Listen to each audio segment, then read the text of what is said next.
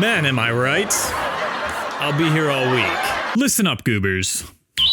We need to have a little chat. If you haven't been checking the news lately, the male loneliness epidemic is not going away. Our traditional gender role has been stripped away from us as we've been completely priced out of owning a home and providing for a family at the same time. Our hobbies have been politicized by alt-right grifters who are paid by Russia to spew their propaganda. Male spaces have been hijacked by women abusers who have built their entire empire on pyramid schemes. And we are being alienated even more every single day away from the opposite sex. And worst of all, the media go out of their way to blame all of society's problems on Gen Z, and then goes to wonder why we're angry. You really need me to explain this to you. As the media blames the young for the faults of the old, Hollywood goes to desperately grab any attention that we still have. In August, Variety released this article on this exact thing. Disney has been pressuring Hollywood into making more Gen Z male-centric movies. This isn't a good thing either. They're not making movies meant for us in any way, shape, or form. They're simply making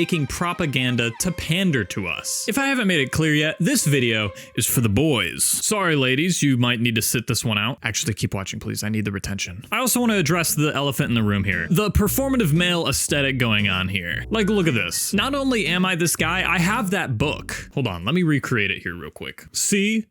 I am that guy. How many more mustached white men do we need on this platform? Throughout my life, I found that there's like 3 different types of Andrews. The passport-stealing grifter, a racist president, or a fence-sitting comedian who thinks that his opinions matter. My goal in life is to become all 3 of these at the same time. I want to make sure that you are aware that I am not here to give you all the answers. That is not the purpose of today's video. I'm just as confused and lost as you are, and honestly, this video might come out with no complete thesis. I'm not trying to be a role model here, because if that were true, all of you would be savage killers loose on the street. But what is a role model in today's world? When you were a child, it was easy to look up to your favorite characters and even real people. But then you realized that Santa isn't real, and Spider-Man was kind of a jerk. And in the current political landscape, male figures are few and far between. Even men that I respect turn out to be soulless pigs who take blood money from the 9/11 guys. Now this might strike some viewers as harsh, but I believe everyone involved in this story should die. And before any of you start pointing to your favorite political streamer,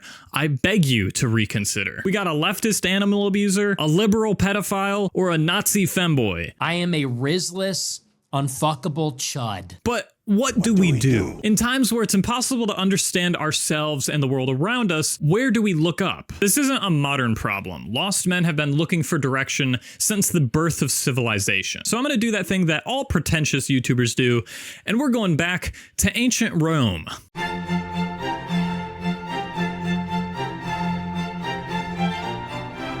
That's right, today we're talking about Stoicism, because I've never gone to therapy and cold showers saved my life. I wake up every morning at 4 a.m. I have one singular cup of raw black coffee. I do not show emotion. I do not kiss my wife on the way out. I do not listen to music on my way to work. And I stare into the infinite abyss of nothingness for the rest of the day until it's time to go to the gym and bench press my feelings away. You smell that? That's enlightenment. What I just outlined for you there is what we call modern Stoicism, or aka Broicism. Like many philosophies, Stoicism has been flanderized by opportunists all around the world, like this guy who sells a copy of Meditations for over $100. Oh what, this philosophy that teaches us to turn our backs against material wealth for the sake of our mental fortitude? That doesn't fit into my capitalistic agenda. Buy my coin that says Memento Mori because God is dead and I need money. The reason I'm bringing up Stoicism in this video is because it has become a plague on the discussion of men in media. Everywhere you go, you'll see videos that pop up that say your favorite character in all of fiction is actually a beta cuck because they cry too much. Or they'll go the opposite direction and tell you that your very emotional character is actually a stone cold killer. As much as Broicism sucks, Stoicism also isn't that great either. Yeah, I know, alright, calm down. The thing about Stoicism is that if you remove it from its original context, it actually ends up being kinda okay. But specifically with Meditations, if you bring in the context of Marcus Aurelius being an emperor of Rome, a lot of the writing becomes either dumb or hypocritical. You think you're the first person to live in political dysfunction? You think you're the first person to live in a time when it feels like the world is falling apart? My brother in Christ, you are the emperor of Rome. If there is political strife amongst your people, you directly have control over that. It's like if Jeff Bezos woke up one day and said, man, wealth inequality. Someone should really do something about this. Something people will do a lot in this circle is they will put Marcus Aurelius on a pedestal and tell everyone that he is a key component to the philosophy of Stoicism. And the only reason I think people do this is because they can relate to Marcus, so they want to see themselves not only on a pedestal, but also as the philosopher king of Rome. You know, the idea of being an emperor of Rome is highly romanticized, even though that in the book itself, it's shown that Marcus kind of had a miserable life. He didn't die in battle or surrounded by his family. His mom and dad died when he was young, and he died by the same disease that plagued his entire nation. I also think a lot of grifters saw the idea of a philosopher king as something that they could use to promote their whole ideology. I must admit, it is a very marketable term, when in reality, Marcus himself didn't even consider himself a philosopher. And honestly, after reading the book, I agree with that. He's just kind of a guy talking. Sure, he was raised by Stoics, but he never went the way of traditional philosophy. People act like his word is gospel, but it just isn't. And a lot of these people haven't even read actual Stoic text. And something that you see in Meditations a lot is how Marcus also didn't really have it all together. Marcus talks a lot about his anger in his journals and talks about how he works with it in everyday life. And he definitely just had anger issues. He was definitely beating his wife and kids. That's all I'm gonna say. This idea that he was some champion over his emotions is just false. He poured his emotions into these journals, and honestly, he made an entire philosophy in and of itself. If there's anything to take away from Marcus Aurelius's life, it's that journaling is kind of cool and you should do it. The stoicism that he lines out in his journals is kind of just vague and generic, and a lot of it's just what we do in normal day life. Things that he describes as inherently stoic are just inherently human processes. Oh, you're telling me that I need to detach myself from my emotions ever so often to truly understand what I'm actually going through and processing? Have you heard of the concept of EQ? Oh, you're telling me that waking up early is a good thing, actually? Who knew, man? I didn't. So why did I segue into trash talking one of the most famous philosophies of all time? Well, it's because I have some beef with Marcus. You didn't have to cut me off. We were nothing. There's this trend of characters being eaten up by the manosphere and taken and turned into one of their stoic icons. And one of these characters is Aragorn from Lord of the Rings. Aragorn is one of the most emotionally motivated characters in the movie and in fiction in general. In the first movie, he is constantly running away from his destiny because he's scared of what could happen. He doesn't refuse to go to Minas Tirith because he doesn't like it. He refuses to go there because of what it represents for him. The failings of his ancestors and the fear that he could become one of them and fall to the same mistakes and weaknesses that they did. The same greed and cold-heartedness that led to a kingless society. Aragorn is a character who has a deep love for his world, but also a deep-seated fear of it. He loves his friends like brothers. He feels joy, he cries, he mourns. He fights for the betterment of all men and respects the smallest creatures. If Aragorn was truly stoic, he wouldn't even gone because it's out of his control. He's just a man at the end of the day. What can he do? Aragorn is one of the greatest male figures in all of cinema history. Viggo Mortensen brings this tenderness and this love to the character that makes you truly believe he loves everything and everyone he comes across. When he encourages his friends to stand by the fellowship, when he comforts a child who's about to go to war, when he talks to Eowyn and tells her that he is the wrong man for her, when he speaks to the soldiers in front of the Black Gates. And the one thing about Aragorn that I find funny is that 80% of the movies, he has nothing together. Like, he is a mess. The manosphere acts like, oh, look at Aragorn. He's so put together and well articulated to society.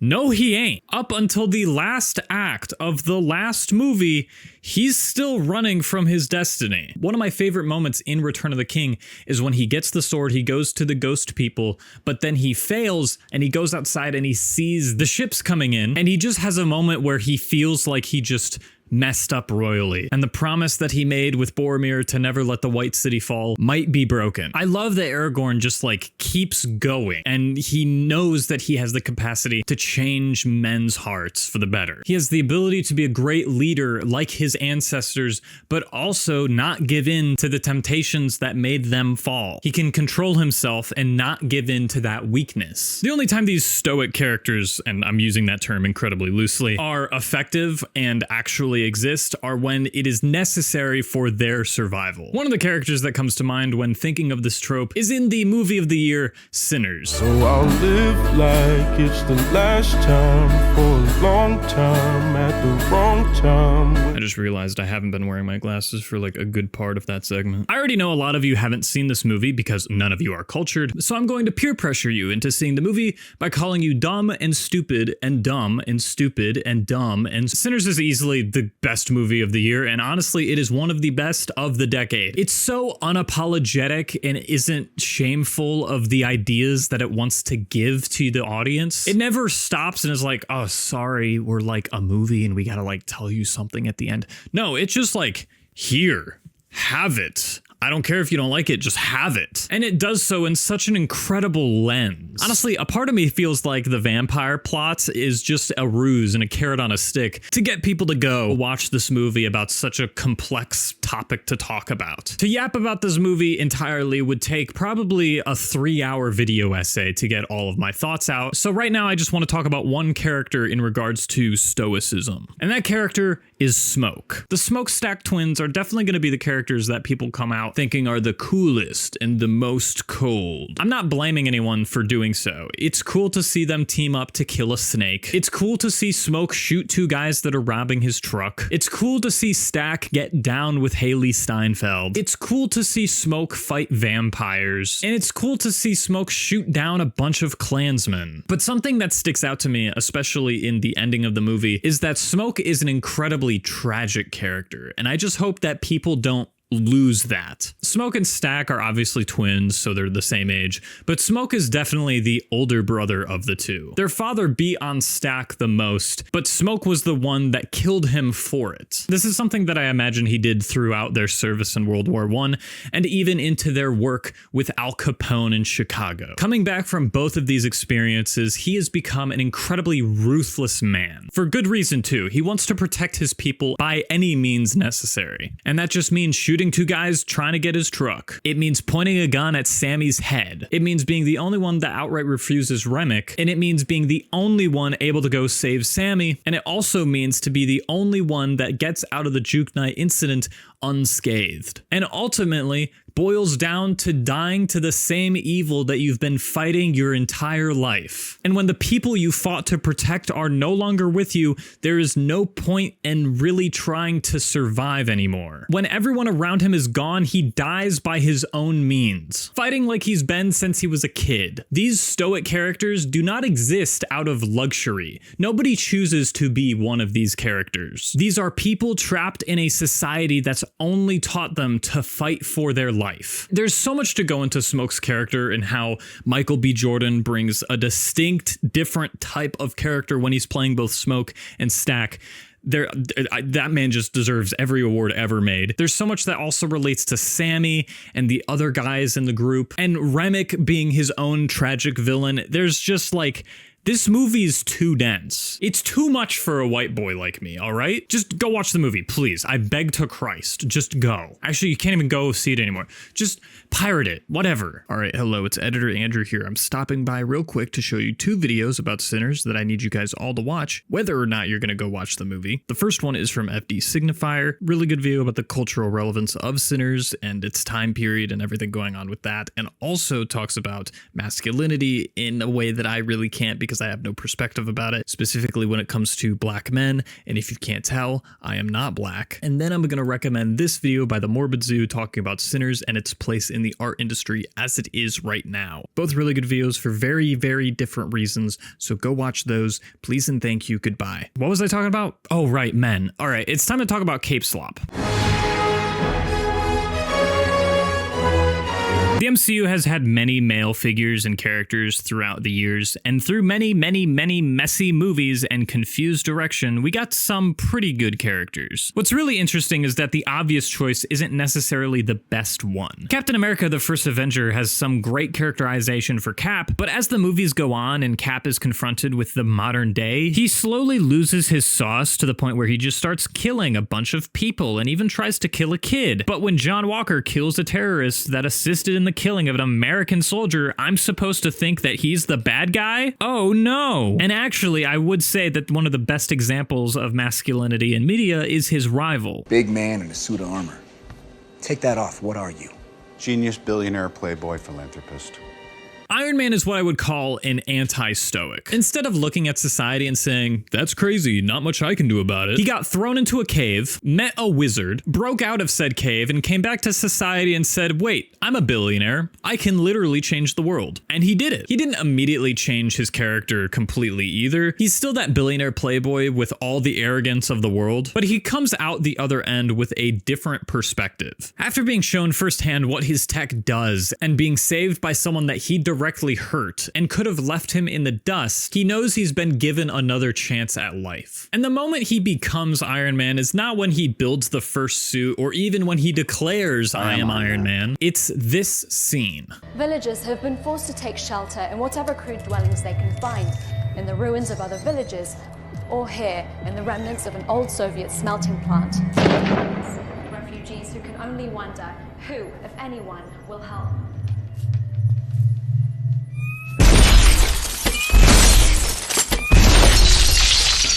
He's already broken free of the Ten Rings, and he's already discontinued the weapons manufacturing at Stark Industries. He's taken accountability of his warmongering actions, so why isn't he Iron Man yet? Because he needs to do one more thing. In this day and age, it's not enough to just stop doing evil. You must do anything in your power to dismantle it, especially if you have the power to do so. Stark listens to the news, thinking about his entire life, thinking about how the war in the Middle East has been nothing but profit to him, how the murder of innocent women and children have been reduced to nothing but a Christmas bonus for his investors. This war that destroyed Jensen's life is all a game to him. But at the end of the day, Tony unlocks a new emotion called conviction, and now he's on a blood path.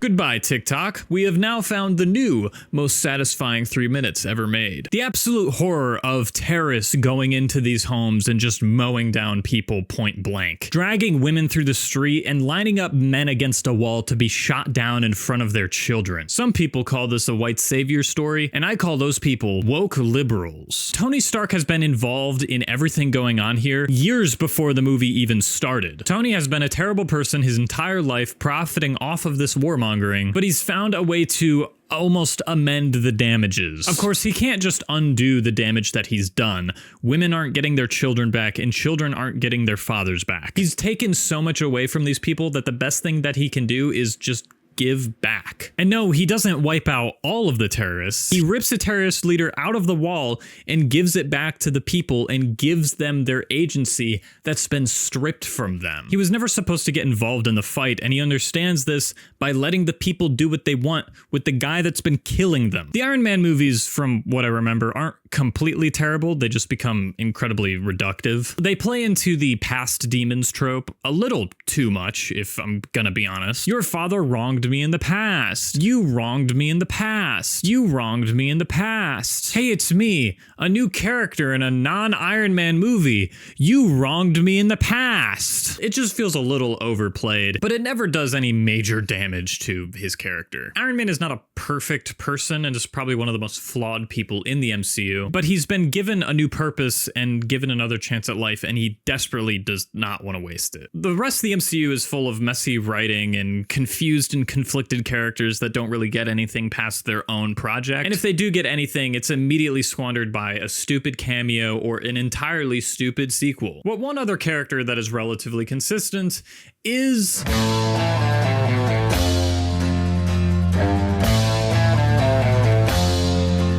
Guardians of the Galaxy is the most consistent trilogy in the MCU. While their outings in other movies are questionable at best, the character arcs that they go through are the tightest and most thought out this franchise has to offer. On top of this, it has some of the most interesting male characters as well, considering that they are not morally upstanding citizens. Star-Lord is a self-obsessed, womanizing pirate. Gamora is a murderous assassin working for Space Hitler. Drax is literally called the Destroyer. Rocket is a psychopathic rat. And Groot can do no wrong. I could go into depth about any of these characters, but I want to focus on Star-Lord specifically because he's a lot like Aragorn in the sense that he don't got anything figured out. Peter Quill starts out like any of the rest of them as self-obsessed, cocky, egotistical, and childish. And by the end of the first movie, he's barely even finished his arc. Sure, he made some friends and saved the world, but that's kind of it. Not to say that the first movie doesn't do anything with his character, because that would just be wrong. But what I am saying is that this movie introduces us to such complex characters that if it were to just try to wrap up all of them in a neat bow in the first movie, that would be a huge mistake. In Volume 1, we see this ragtag group of broken and bad people who have been discarded by the world decide to save it because they realize that they live in it too. Today it's given us something. It has given us a chance. To do what? To give a shit. And on top of that, they decide to do it together, and there's a lot to say about accepting someone as your friend, because in order to do so, relies on you being vulnerable with another human being. This is something that Rocket doesn't learn until the second movie and acts upon it in the third. Drax is quite accepting of his newfound companions at the end of the movie, but his end goal is still to get to Thanos so that he can kill him. And Peter, while finding a new group of people to relate to and empathize with, is still a man-child. In Volume 2, Peter is still childish and sexist towards Gamora because of his mommy issues. The problem with Peter is that he idolizes Gamora and puts her on a pedestal, and as soon as she gets suspicious about everything going on the planet and with his father, Ego, Peter essentially drops her and replaces her with his father as his new idol. And by the end of the movie, Peter realizes that his father was never important to him because his father was never in his life, and values his friends, especially since they stuck by him during his little childish ego death. And Gamora and Peter grow closer because of this, and yeah, he still sees her as a little bit of an idol, but what's the worst that could happen? Everything's fine. Oh. So your idealized girlfriend just died and you've devolved into a drunken mess, almost killed your best friend, and now another version of your girlfriend from before you guys met just shows up unannounced on your ship, and now you have to go on a mission together. What's the worst that could happen? I am a Gamora fanboy. She's my favorite character on the crew, and watching her die in Infinity War made me want to kill the Russo brothers, but everything they did with her in Volume 3 almost makes me forgive them. Yes, it was Jimmy Goon's idea to kill off Gamora, but the way in which it happens is so contrived. This made-up place where the Soul Stone has just been chilling, just so that we can get a goofy cameo and some arbitrary rules for only this stone, even though none of the other stones have such. What I'm trying to say is that the Guardians were left in a pretty rough spot after Endgame, after being completely flanderized, and it felt so refreshing to see them come back to the hands of the creator who made them. At the end of the movie, Gamora's been through this life-threatening epic with this man she's never met, looked through his backpack and saw how broken he is and how much he's grown, seeing how much he loves his friends and how he treats them more than just his crew, and going to death-defying lengths in order to save them. She really gets to understand why a version of her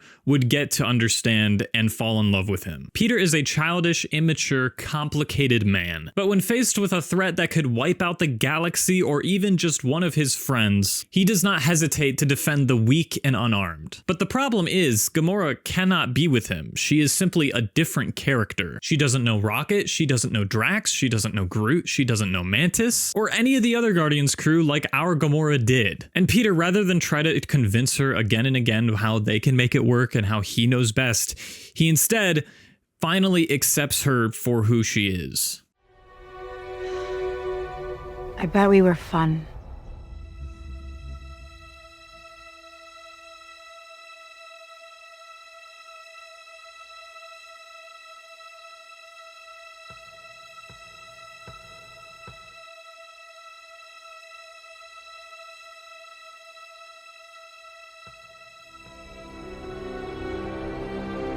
You wouldn't believe. Peter is constantly using anything he can as a distraction. His music is playing anytime he's awake. He's constantly filling his time with either bounties or other pirate-related work. He plays a caricature of himself whenever he's talking to strangers, and becomes reliant on women when he needs emotional support. Quick advice to learn from Peter. If you feel like you really need a girlfriend, you don't need one. Just calm down. Peter understands this too, and of course he still values the time he had with Gamora. He realizes the only way for him to move on is to face his trauma himself. So he goes back home and he reunites with his grandpa, and they never made a Disney Plus show about him. Guardians of the Galaxy Volume 3 is probably going to be the last good MCU movie for quite a while. And yes, I'm disregarding Thunderbolts because I am always right. A lot of the creatives that originally built this franchise have been chased off because of creative differences, when in reality Disney execs just want to be left alone when they make slop. But let's look at some of the future work of one of these creatives. It's time to talk about Jimmy Goon. We hear that he killed 27 children, and you're always going to make mistakes. James Gunn is one of the most interesting creatives, and I mean that both good and bad. He's able to create projects with so much character, passion, and energy, and then he'll go say the craziest thing on Twitter or in an interview that completely contradicts the movie that he just made. James Gunn is a yapper, and I don't think anyone is going to try to argue against that. And honestly, I think Warner Brothers is using it as a marketing tactic at this point. Anything to keep Peacemaker relevant, am I right? Speaking of which, I'm not going to be talking about Peacemaker today, because to put it blunt, I do not care about this show. I do not find any of the characters compelling at all. Peacemaker himself should still be dead and has not done anything with his character to justify his existence at all. Economos is annoying beyond belief. Harcourt's character is just outright contrived. Rick Flag Sr. is acting so out of character that people legitimately think this is an alternate version of him. And the only character worth my time is Vigilante, because he kills Nazis and their sympathizers. But what I do want to bring up is something that James Gunn said during the press release of this TV show, in regards to how Hollywood writes men. Everybody's a fucking anti-hero. Everybody's too fucking cool. What about not being cool? What about being a nice human being to someone? Why is that considered old-fashioned and Pollyanna? I want to be Pollyanna. I love that aspect of myself. I believe in the goodness of the human spirit. I think a lot of the people that are doing things I don't like, I think that they are essentially good people. They just have weird ideas about things, and I think that we can communicate with those people. Maybe I'm naive, I don't know, but that's who I am. Now, a lot of people have taken this quote at its face value and just say, well, if James doesn't like anti-heroes, then why does he keep writing them? And my response is to please open your mind. Click the link and read the full article. Breaking news. Just because some Twitter header tells you one quote that he said doesn't mean that that entirely encapsulates everything that he was saying. What James is specifically talking about is the cool, badass characters that we see in everyday media. The stoic character with a gun and smokes cigars, doesn't take orders from anyone and gets the job done. And James Gunn has never written any of these characters at all. Peacemaker, as we just discussed, is probably the closest thing to this archetype, but even in Suicide Squad, his entire point of existence was to be a satire on the bastardization of patriotism. Stoicism. And when he's introduced to Bloodsport, they make a joke about how all of these characters are all the same with a different font. Even Vigilante in the comics is some honorable, stoic killer with a harsh sense of justice. Seriously, when you look at the origins of some of these characters, you realize how many Punisher clones there really are. What James is saying is that these stoic characters are uninspired, boring, and most importantly, not real. One of the most propagandized characters that have been put on the pedestal of stoic king is Superman. 'Cause I'm a punk rocker, yes I am.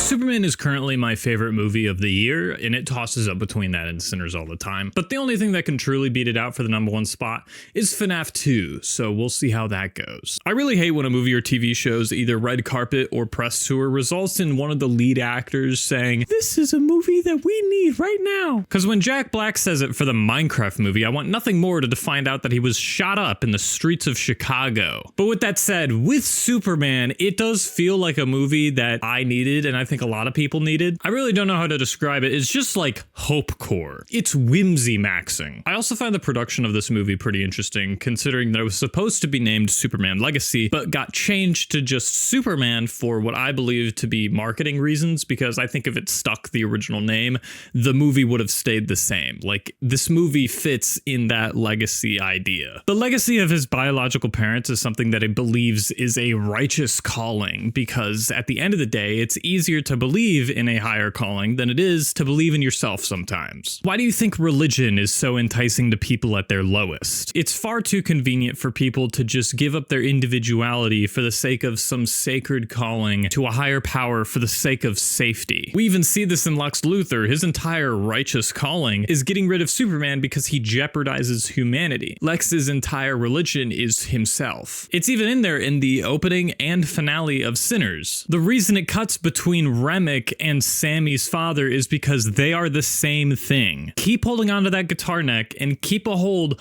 of your culture, your individuality, your soul, or give up that music, give up that culture, give up everything about yourself to devote yourself to some higher calling and guarantee of some eternal life somewhere else. Superman isn't going this far with this idea, but it is there. You see it in the interview he has with Lois, where he immediately has an answer for everything that he's thought of, because, you know, he just says, oh, my parents sent me with a mission to protect Earth, and it's that. And he doesn't think about it at all, he just says it. But then when he's asked about questions that might have mixed answers or be controversial, he starts to get frustrated and doesn't really know what the answer is. But you know, he might get a little frustrated, but he'll figure it out. Okay, what's the worst that could happen? Come on. The people there are simple and profoundly confused.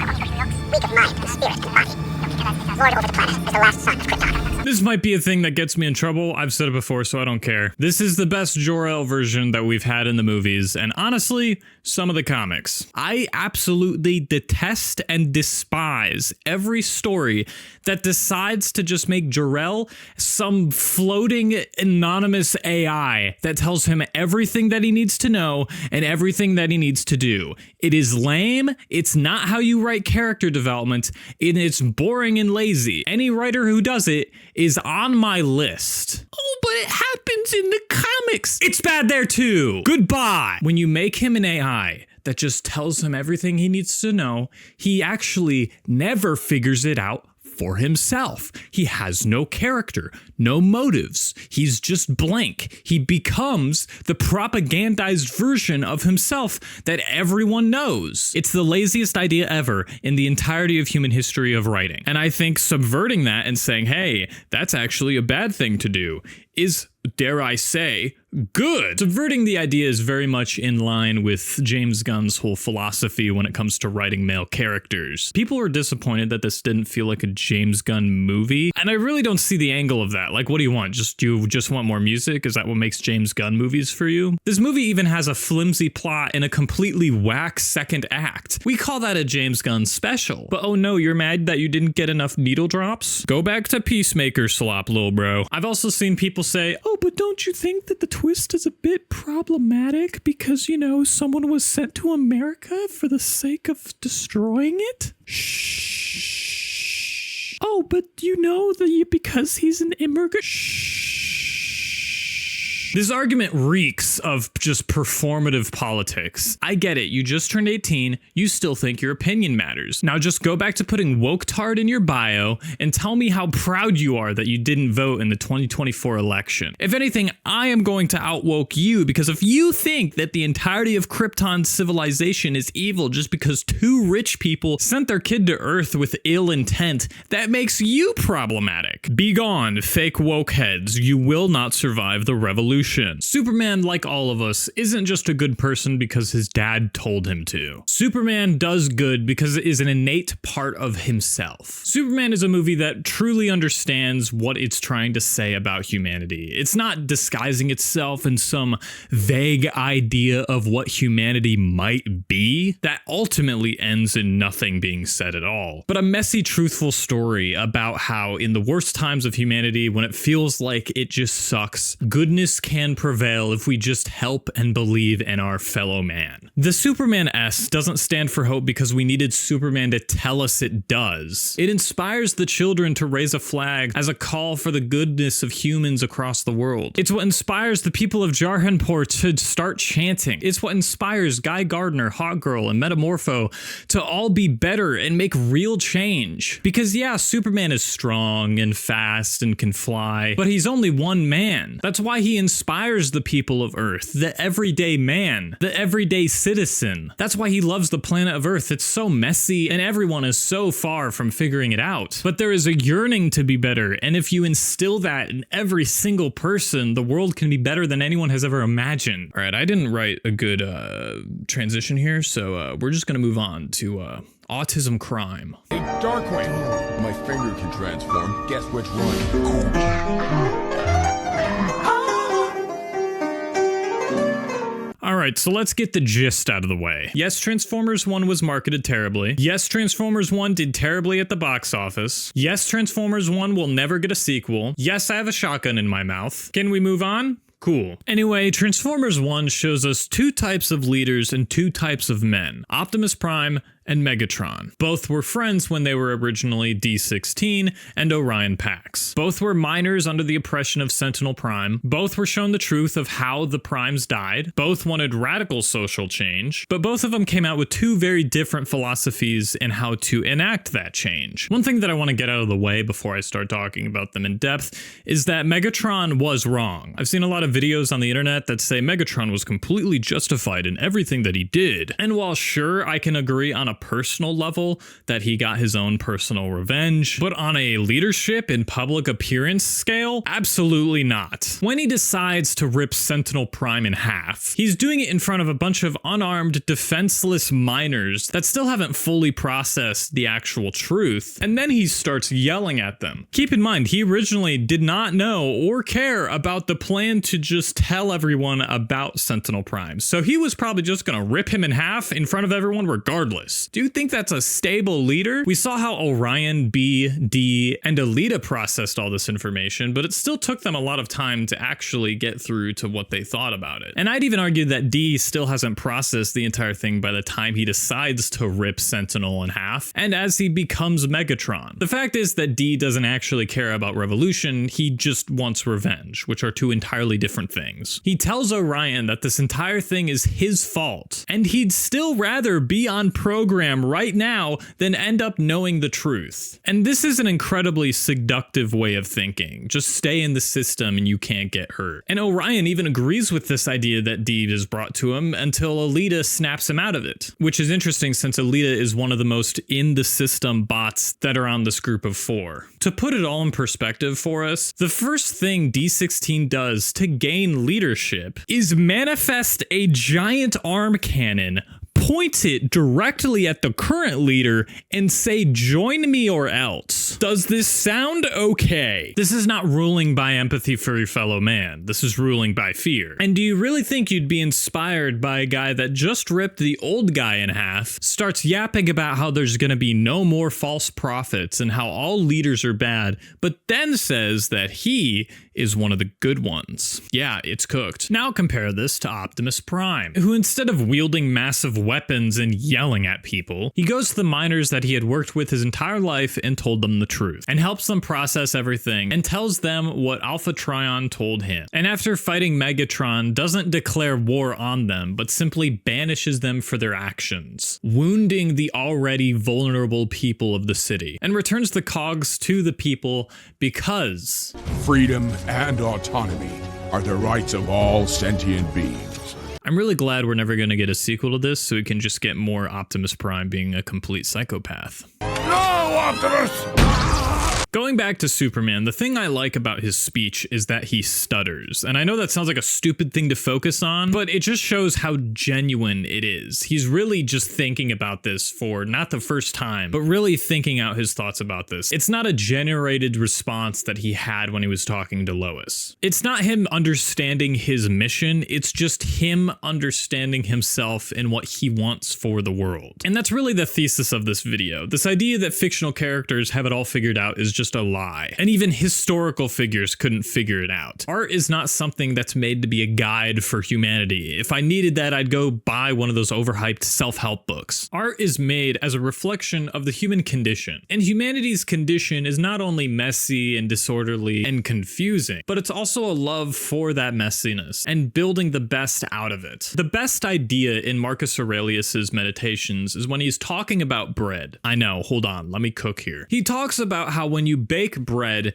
it starts to crack while in the oven. This could be seen as a flaw in the bread and a flaw of the baker who made it, but something about that crack seduces our appetite. Being able to see the chaos going on inside the bread just pleases us. Maybe that's the key. Maybe that's why we like messy characters. Maybe that's why we want to understand people and know that other people have flaws and know that other people haven't figured it out. And if anyone has ever told you that they had it completely figured out, they're either a robot or evil. This entire idea is nonsense. Steve Jobs quit his treatment for cancer to try an all carrot juice diet. Mozart spent all his money all the time, lived a miserable life, and constantly asked his friends and family for more money. Nietzsche died of syphilis after losing his virginity in a brothel and never saw any of his work past 500 books sold. MLK had affairs with like 40 different women. Isaac Newton spent the first 30 years of his life writing a million words about the pseudoscience of alchemy or whatever that is. Vincent van Gogh died before he could see any of his art achieve greatness. Before you start putting any man or woman on a pedestal, just know that they're as broken and weird and confusing as you are. Rather, we should see them as who they are, messy people that are confused but want the best for their community. Don't give in to these guru self-help books because you need a grind. Don't start working out simply because you think someone else is going to be attracted to it. Don't better yourself because you don't think anyone else will save you. You should be bettering yourself because someday you might need to save the world.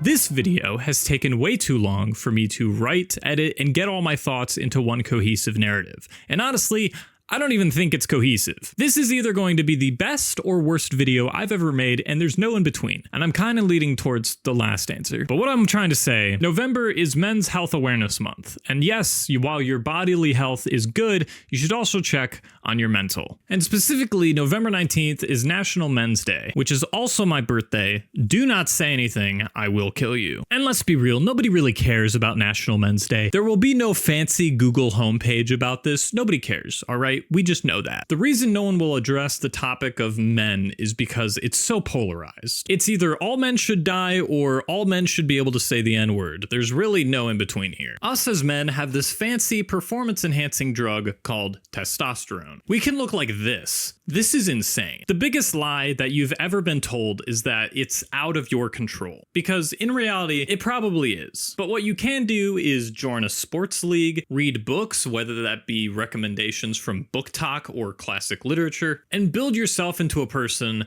that's so good that you inspire others to be good. Oh my god, that's it of the video. Okay, that's it for me. Goodbye.